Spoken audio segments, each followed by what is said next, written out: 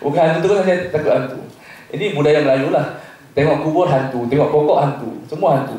Jadi 16 siri saya membincangkan semua ilmu perubatan termasuk ibadat ketika mana doktor ataupun pesakit mengalami najis. Doktor terpercik darah, kencing dan sebagainya, tahid dan sebagainya. Pesakit ada bungkusan kencing. Kita menyebutkan pendapat daripada ulama Maliki dan juga mazhab yang lain, dan ini bertepatan dengan kaedah Syafi'iyah, boleh sembahyang dalam keadaan najis dan sah, tidak perlu qada. Jadi saya sebutkan banyak tempat di hospital kerana ulama Syafi'i menyatakan siapa yang diuji dengan satu perkara, maksud kita bekerja hari-hari diuji. Berlainan dengan saya di pejabat tidak terlibat dengan najis. Kalau ada najis saya boleh cuci mudah, tapi doktor selalu yang kena dengan najis.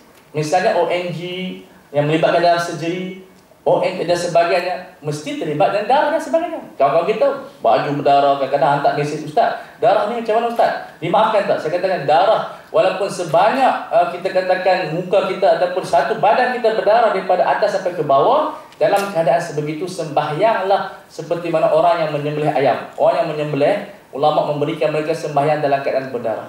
Takkan nak mandi pula, nak basuh pula kemudian. Jadi bila nak selesaikan masalah pesakit, dia boleh sembahyang tanpa qada. Begitu dengan pesakit, dia boleh sembahyang tanpa qada selepas dia berwudu. Najis yang ada pada badannya itu dimaafkan kerana apa? Darurat ataupun hajat. Ini di antara sebahagian kasih sayang Islam kepada mereka yang terlibat dalam dunia perubatan. Mereka yang terlibat dalam kita katakan masalah kesakitan ini, mereka diberikan keluasan yang cukup tinggi. Seorang ulama Hanafi mengarang kitab yang bertajuk Ahkamul Mardah. Maknanya dia bincang daripada masalah taharah sampai kepada jenayah, sampai kepada masalah haji. Dan di dalam hospital kita fokuskan kepada bersuci dan juga sembahyang ataupun berpuasa. Itu sebahagian gambaran. Sebab itu Rasulullah SAW amat memberi perhatian kepada pesakit-pesakit, dengan mensyaratkan menziarahi. Hakul muslim 'alal muslim sittun. Hak orang Islam ke atas orang Islam ada 6 perkara. Di antaranya ialah kita menziarahi pesakit. Mana satu kita katakan pengambilan berat yang khas kepada mereka, sehingga diberikan hukum-hukum yang tak diberikan kepada orang yang sihat. Sehingga kan orang yang sakit boleh melakukan jamak, dan doktor juga boleh melakukan jamak tanpa qasar sekiranya pembedahan melibatkan waktu yang begitu panjang. Misalnya mungkin neuro, mungkin pembedahan jantung, kita bedah dalam pukul, contoh misalnya 2 petang sampai pukul 8 malam. Kita boleh buat jamak takdim. Sebab kalau kita tinggal pasien mati. Ini bukan Mr. Bean. Mr. Bean tak apa, dia ambil peluru tu dia guna tangan. Ini cerita Mr. Bean tak apa. Ini cerita betul, tak boleh ambil tangan. Nanti orang gambar tu kita tak apa, tak perlu guna alat, kita guna tangan ambil peluru. Itu mati. Itu jenayah. Jadi ini perlu dipelajari oleh para doktor, bahawasanya percayalah setiap masalah yang dihadapi oleh doktor dari sudut fiqh, ulama kita alhamdulillah daripada Imam Syafi'i sampai Imam Abu Hanifah telah menyediakan jawapan yang boleh memudahkan urusan tuan-tuan dan perempuan. Jadi jangan takut kalau najis sembahyang tak perlu qada, tapi di rumah kalau kena najis kita cuci, tapi di hospital kita berikan keringanan kerana mereka ini diuji oleh Allah. Maka ulama membenarkan mengikut pandangan-pandangan yang mudah untuk khusyuk, untuk solat, untuk kembali kepada Allah yang disebutkan oleh Ustaz Fahrul. Maka kita dapati di sini agama kita penyayang, Hanafiyah samahah, toleransi. Kalau agama kita ini penyayang, agama kita toleransi, apakah kita tidak mau menjadi penyayang dan toleransi? Itu sebahagian gambaran yang kita dapat simpulkan. InsyaAllah kita akan sambung pada sidang yang kedua. Wallahu ta'ala a'lam. Terima kasih kepada Fadil Ustaz Fawaz di atas penerangan dan juga manual ke atas pesakit yang ingin melakukan ibadah secara lengkap. Dan saya boleh katakan, ya Ustaz, bahawa tidak ada alasan untuk pesakit-pesakit ini yang terlantar sakit di hospital untuk tidak mengambil wuduk dan untuk tidak bersolat.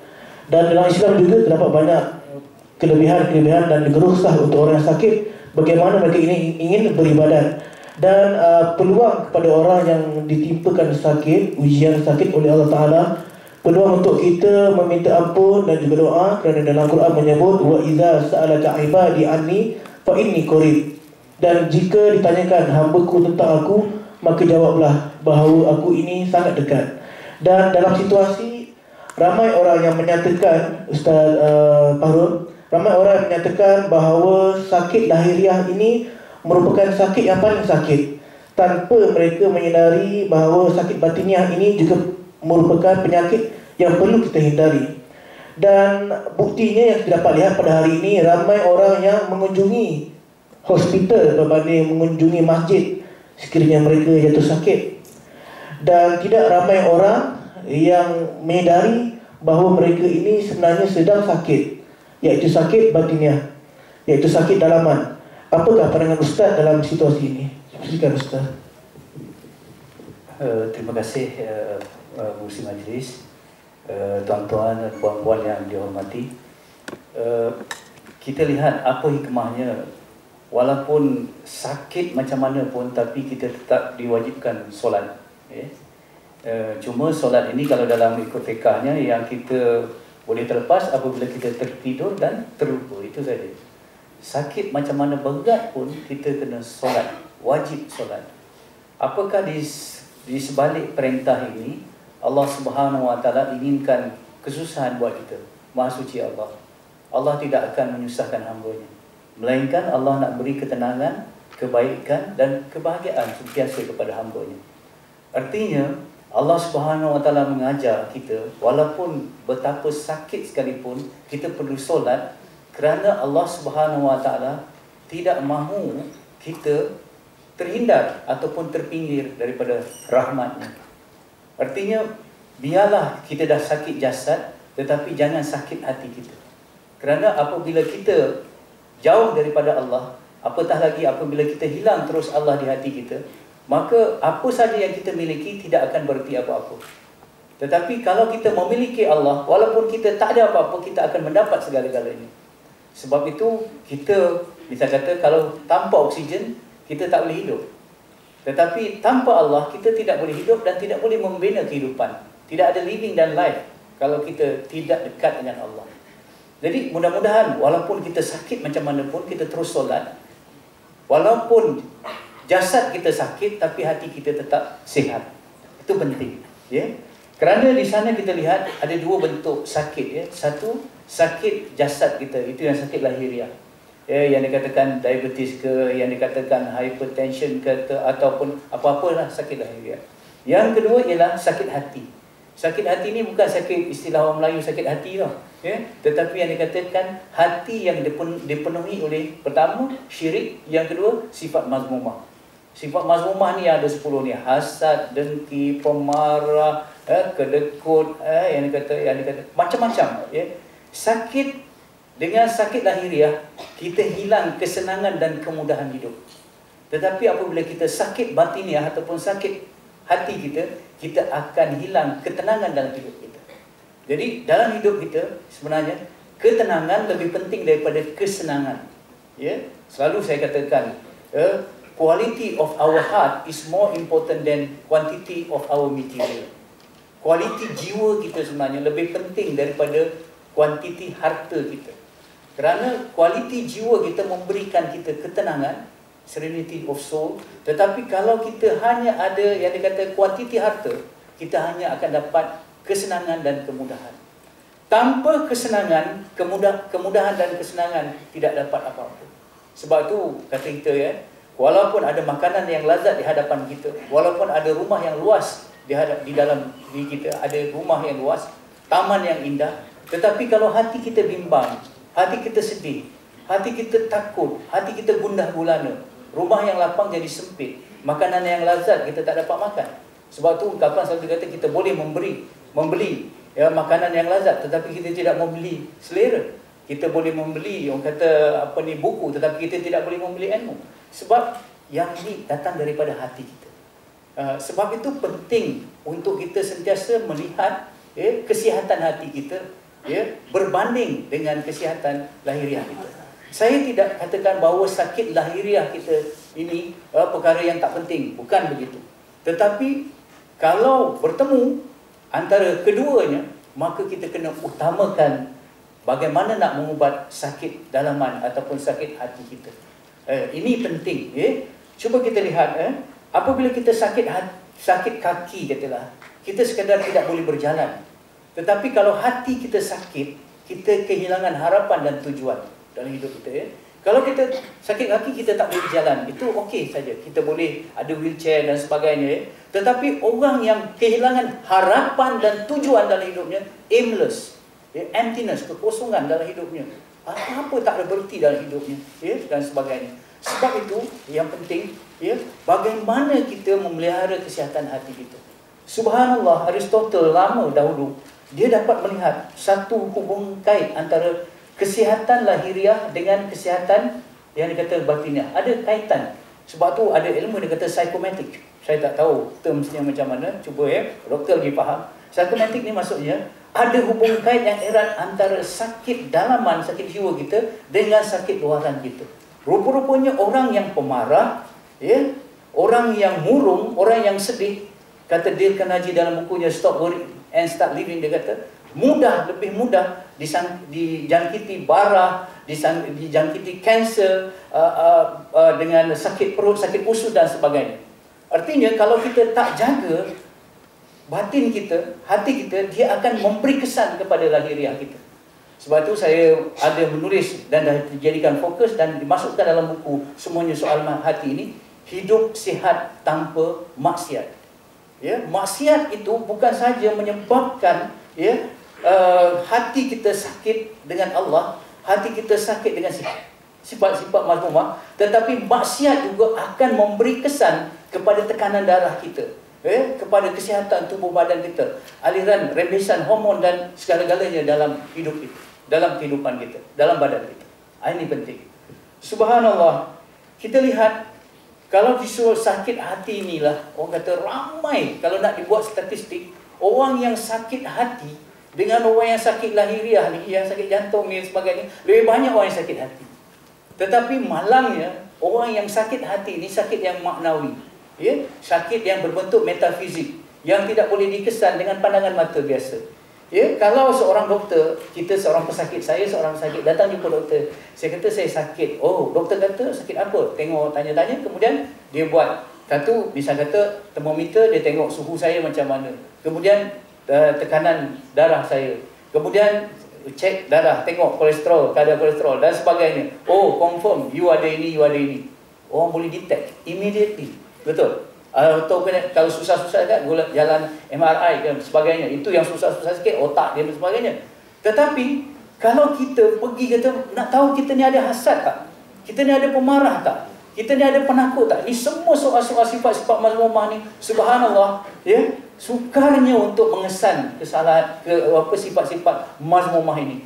Mungkin doktor pun kadang-kadang minta maaf, dia semasa dia mengubat sakit lahiriah, dia juga sedang menghadapi sakit batiniah dia. Pesakit begitu juga. Sebab tu sebagai analogi seperti mana yang dikatakan oleh Ustaz Ridwan tadi, klinik rohani ataupun hospital jiwa, bukan hospital sakit jiwa, hospital jiwa ini sebenarnya insya-Allah ialah masjid dan surau-surau.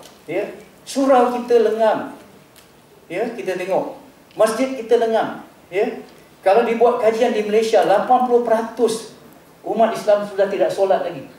Artinya masjid kita lengam. Sedangkan klinik hari-hari, doktor buat bisnes bagus, dan sebagainya, pesakit beratur-ratur untuk mendapat ubat. Kerana apa?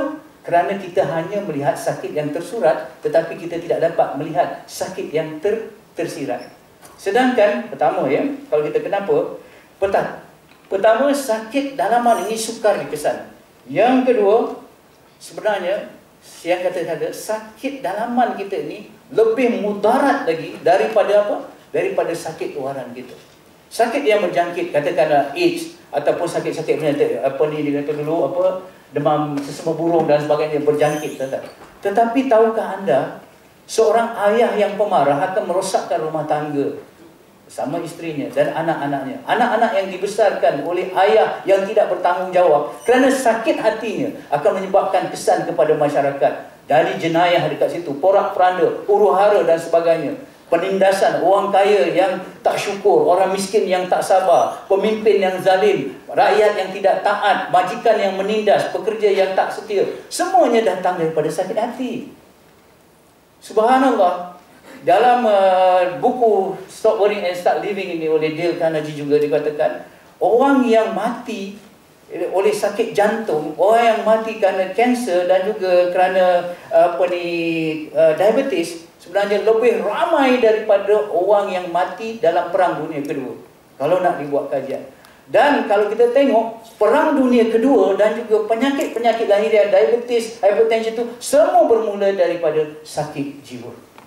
Sebab itu subhanallah, Allah Subhanahu Wa Taala menghantar doktor yang paling baik untuk merawat pesakit jiwa, iaitu Rasulullah sallallahu alaihi wasallam. Rahmat datang dibawa oleh Rasulullah. Itu yang kedua. Yang ketiga, kita tengok ya, kalau kita sakit lahiriah, habis-habis ujung sekali apa? Mati.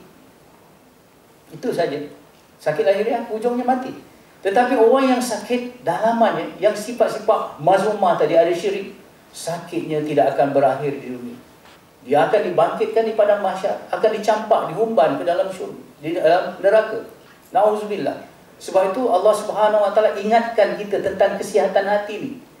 Allah menegaskan, yauma la yanfa'u malun wala banun illa man atallaha biqalbin salim. Hari yang mana anak pinak, ya, harta benda semua tidak berguna. Hari itu ialah hari di padang mahsyar, hari akhirat. Kecuali mereka yang membawa man atallaha biqalbin salim, orang yang membawa hati yang sejahtera, hati yang sihat. Jadi sekarang cuba tanya pada diri kita sendiri, muhasabah. Bagaimana pemarah dalam diri kita?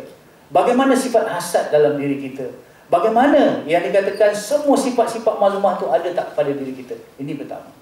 Baik, kalau kita lihat dalam jiwa kita, kalau kita nak buat kesan sebentar ya, supaya kita lihat tahap kesihatan kita, hati kita, boleh kita lihat begini ya. Kita nak tahu hati kita sakit, kita mengambil kata Ibnu Athaillah, ataupun ini datang daripada hadis yang mengatakan, bila seorang itu gembira melakukan kebaikan dan duka cita apabila melaksanakan kejahatan, terbuat kejahatan, maka orang itu yang dikatakan hatinya sihat. Tetapi sebaliknya, kalau kita gembira, tak ada apa-apa, biasa dengan melakukan kejahatan, melakukan dosa, tetapi apabila kita melakukan kebaikan, terasa berat, terasa tak seronok, macam cacing kepanasan apabila nak berada di dalam masjid ataupun dalam majlis ilmu, itu petandanya hati kita sakit. Kalau jasad kita sakit, contohnya kita demam, ya, katalah sate kajang depan kita, KFC ke apa sebagainya, kita tak boleh makan.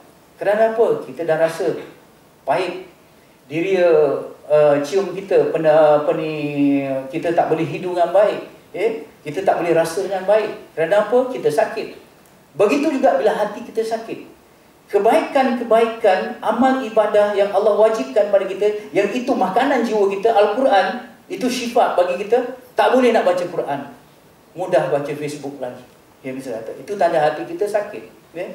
Mudah kalau kita nak bangun untuk malam live telecast, ada pertandingan bola sepak, bangun, bagus. Tetapi untuk tahajud sekedar 5 minit, 10 minit, payah. Tanda hati kita sakit, bisa kata. Sukar memaafkan, sukar melupakan. Subhanallah, ya. Kalau kita memaafkan, artinya kita memaafkan diri kita sendiri. Cuba kita lihat kesan, ya. Dibuat kajian, ya, oleh pakar-pakar itu di rumah sakit jiwa, ya, kebanyakan orang yang duduk di rumah sakit jiwa, ya, di rumah sakit jiwa, kebanyakannya ialah orang yang sukar memberi, ya. Dia hanya fikir how to get, dia tak fikir how to give. Dan bila dikaji, mereka yang berada di rumah sakit jiwa ni sukar memberi. Paling apa yang sukar memberi? Yang paling mudah untuk sakit jiwa, sukar memberi maaf. Sukar memberi maaf, ya. Jadi rupa-rupanya apabila kita sukar memberi maaf, ya, kita akan merosakkan diri kita sendiri. Ini yang kata memaafkan orang lain sama dengan memaafkan diri kita sendiri. Matilah kamu dengan marahmu, ya. Kerana api kemarahan kita lebih membakar diri kita berbanding kita orang yang kita marahkan. Ini tamu. Jadi bila Allah Subhanahu Wa Taala datangkan, ya, sakit, subhanallah, saya dah juga menulis dalam majalah Solusi, hikmah di sebalik musibah, ataupun ada jannah di sebalik musibah. Subhanallah, bila Allah turunkan kesakitan atau perkara-perkara yang kita anggap negatif, sebenarnya tidak pernah negatif. Sentiasa positif datang daripada Allah Subhanahu Wa Taala. Sebab tu sekarang ni cuba kita betulkan mindset kita, cara kita berfikir. Yang dikatakan betulkan fikir kita. Sebab tu kita membaca Al-Quran di dalam bulan Ramadan sepatutnya membetulkan jalan fikir kita mengikut jalan Al-Quran. Kadang-kadang kita khatam Quran saja, tapi kita tak betulkan jalan kita fikir mengikut Al-Quran. Contoh, apabila kita diuji dengan sakit, ya, ada 3. Pertama, ya, Allah Subhanahu Wa Taala nak hapuskan dosa kita. Subhanallah, bila kita diuji dengan perkara-perkara yang kita tak suka dalam hidup ni, sebenarnya Allah Subhanahu Wa Taala, kalau kita berdosa, Allah nak hapuskan dosa-dosa kita. Mujur, Allah datangkan bentuk ujian, ya, di dunia ni, sakitnya kejap aja. Kalau Allah tak ampunkan dosa kita hingga dosa itu kekal hingga ke neraka, subhanallah, neraka lebih hebat, lagi pedih. Sebab itu, dengar ya, orang mukmin rela menerima kesusahan, kesakitan yang sedikit dan sementara demi mengharap kenikmatan yang berkekalan dan lebih banyak di hari akhirat. Ini yang kata-kata pay now, play later. Pay now, play later, maksudnya susahlah dahulu, pay now di sini, supaya kita boleh play later di hari akhirat. Di dunia tempat kita berpenat, diuji dengan sakit, dengan gagal. Di akhirat nanti tempat kita berehat. Sebab tu saya katakan, di dunia tempat kita menyemat, di akhirat tempat kita menuat. Susah-susah tak apa, jaga orang sakit dan sebagainya. Ustaz Fawaz kata tadi, saya minta maaf ya, saya sekarang ni bila saya fikirkan dulu, saya berada dulu di line nak jadi perubatan juga, ya, sebenarnya sekerat jalan, ya. Tapi saya fikirkan kalau sekarang ni saya tengok anak saya yang ambil perubatan pula sekarang, ya, saya kata saya tak sanggup jadi doktor kerana susahnya, ya, dengan subhanallah, nampak orang sakit muka orang tension aja, betul. Ada orang yang sakit gembira senyum, kalau kita jumpa orang yang tension, aduh sakit, yang ini darah, yang ini nanah, yang ini macam-macam yang kita nampak, betul tak? Susahnya. Subhanallah, kalau kita tidak ada jiwa tauhid, kita hanya kaitkan dengan keperluan hidup, bukan kita kaitkan dengan tujuan hidup, kita kaitkan hanya dengan laba, kita tak kaitkan dengan pahala, maka siapa pun tidak boleh menjadi doktor yang ikhlas. Sukar untuk jadi doktor yang ikhlas. Payah. Cuba kita bayangkan, ya, bayangkan satu hadis yang panjang, hadis Bukhari, Ustaz, ya. Bagaimana Rasulullah menceritakan seorang perempuan lacur Bani Israel, ya. Ketika dia berjalan di padang pasir dalam keadaan dahaga, dia nak minum, tiba-tiba seekor anjing kehausan juga. Maka dia kesian, ya, dia ambil kasutnya, dia cedok, dia bagi minum anjing itu. Hanya itu minum. Allah Subhanahu Wa Taala lihat, walaupun dia perempuan pelacur, tetapi hatinya hati emas. Hingga akhirnya dengan kasih sayangnya kepada anjing itu, Allah bagi dia taufik dan hidayah. Akhirnya dia menjadi wanita yang solehah, kemudian dia pergi ke syurga. Anda sebagai doktor, Anda sebagai jururawat, Anda sebagai kaki tangan hospital, pemandu ambulan dan sebagainya, Anda bukan memberi hanya seteguk air kepada anjing, binatang yang mughalazah. Anda beri beribu-ribu kebaikan kepada pesakit Anda. Takkan Allah tak nilai? Kalau wanita tadi diberi hidayah oleh Allah, akhirnya jadi wanita soleh, pergi ke syurga, takkan Allah tak nilai jasa seorang doktor, jasa seorang jururawat, driver ambulan, seorang tolong tarik, ataupun seorang yang tolong sorong katil pesakit. Allah akan nilai. Kecuali kalau Anda buat semata-mata bukan kerana Allah, tak ada nilai. Haba'an manthura. Tak ada apa-apa nilai. Sebab itu yang penting ialah soal hati, bertugas dengan kasih sayang, bertugas dengan yang dikatakan dari hati. InsyaAllah, itu pertama. Yang kedua, kalau kita lihat, indahnya lah. Saya berpesan pada diri saya dan saya berpesan pada anda semua, ya. Alangkah indahnya kalau di samping doktor Anda merawat sakit lahiriah, pesakit, Anda juga sedang merawat sakit dalaman hati. Pakcik, sabar pakcik. Allah bagi sakit ni, Allah nak hapuskan dosa kita di dunia. Dunia sementara pakcik, hari akhirat nanti Allah akan bagi sihat. Betul-betul pakcik. Tahu. Ya. Sebab kalau kita tengok datuk-datuk, datin-datin pula, orang yang ada intelektual ni, yang ada intellect yang tinggi ni, kita cakap macam ni. What happened in you is more important than what happened to you. Maksudnya, apa yang berlaku dalam diri awak lebih penting daripada apa yang berlaku kepada awak. Sebab bila kita diuji dengan musibah, dia ada 3. Ya, what happened in you, lebih penting daripada what happened to you ni 3 ya. Pertama, kalau Allah diuji, ada yang Allah dalam Islam dinamakan bala. Ada yang dinamakan kafarah. Ada yang dinamakan ibtila. Ada 3 ya. Pertama, ada yang dikatakan bala. Yang kedua, yang dikatakan kafarah. Yang ketiga, ada yang dikatakan ibtila. Apa yang dikatakan bala? Bala ni ya. Bala ini wala nuzikan nakum minal azabil adna dunal azabil akbar. Dia dapat sakit, penderitaan yang sikit untuk dia menderita lebih lagi di hari akhirat. Ini orang yang jahat sedang melakukan kejahatan, Allah datangkan musibah, maka dia sakit di dunia, lebih sakit di hari akhirat. Start kereta nak pergi disco, nak buat maksiat, nak berzina, langgar, mati. Di dunia kena, di hari akhirat kena. Orang yang buat jahat, orang yang jahat sedang melakukan kejahatan, dia kena bala. Okey, yang kedua, apa yang dikatakan kafarah? Kafarah ialah orang yang baik, baik betul. Tapi temptation ataupun timbul godaan untuk melakukan maksiat. Timbul godaan, kita lah biasalah ya. Dan tiba-tiba hari itu nak lakukan maksiat, ya. Pam kena accident. Subhanallah, kafarah artinya Allah hapuskan dosa di dunia, di akhirat nanti Allah tak kira lagi. Ya, orang yang baik dia sedang nak buat jahat.